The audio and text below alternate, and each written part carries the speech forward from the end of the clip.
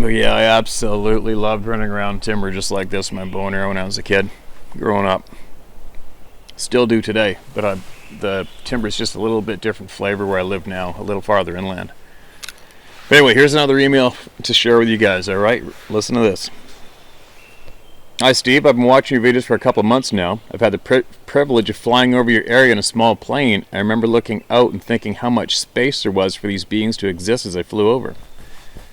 I grew up in northeast Pennsylvania, near where I've heard you mention other encounters, and one of the mainstream Sasquatch sites recorded an encounter in the same town as mine. It happened in the town of Montrose.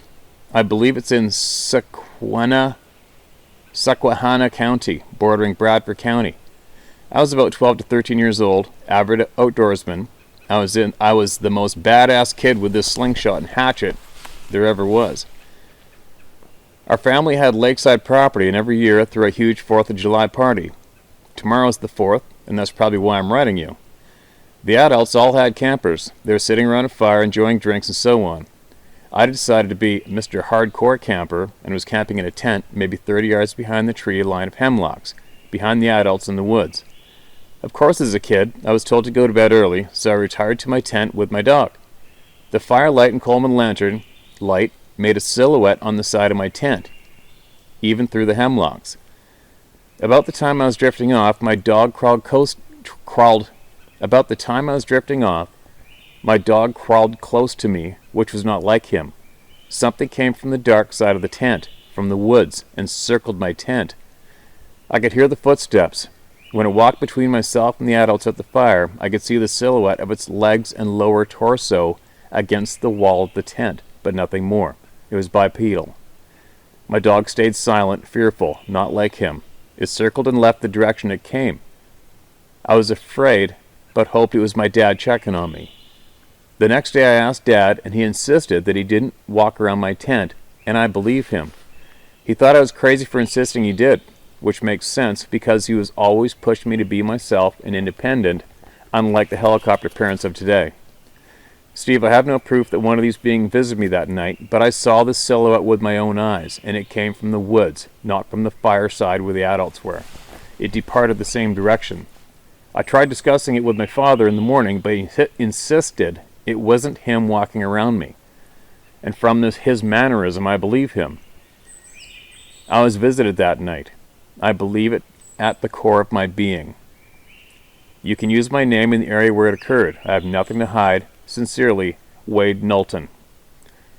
And then he leaves a quote at the end of his email. Some men would rather die than think. Many do. Bertrand Russell.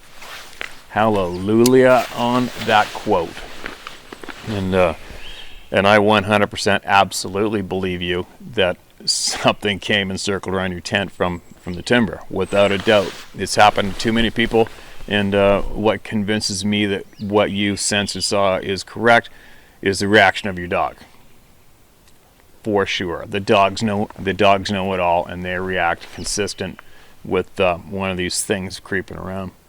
And it's funny, that reminds me somewhat sort of a story I heard from an Alaskan hunting guide, outfitter, who we went hunting with. I was cameraman, 6 years ago or something, and this topic came up, and all the fellas that were with me kind of laughed at it, didn't believe in the reality of these things. But as usual, this Alaskan hunting guide had a story, and he also started off with, but he said he was at a friend's place in rural Oregon a handful of years back with his dog, and he decided to go hiking up the mountain, into the mountains, and stay overnight with his dog. I think he may have possibly been doing a little pre-scouting for some elk or deer or something. And he told us that something was screaming, shrieking at him and his dog from the dark timber at nighttime, circling around him in the timber, screaming at him. And he said he thought it went on all night long. And he said his dog was absolutely terrified and shitting itself, tail tucked, and sulking right back tight into him and trying to get back into the tent. And he said he didn't know what it was. He said it was very terrifying.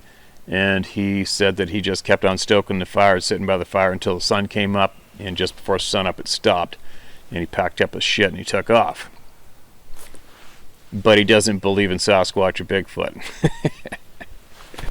And that's okay. He doesn't have to. Actually, nobody has to. It doesn't matter. That's not the point of what I'm doing. It just isn't. If you run across people who don't want to talk about it, don't talk to them about it.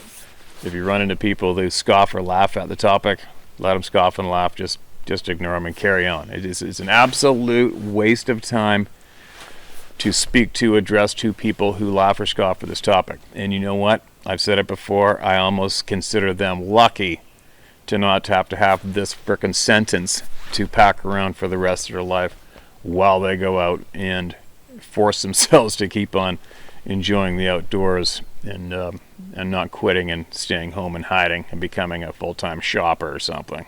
But anyway, there you go. There is another one.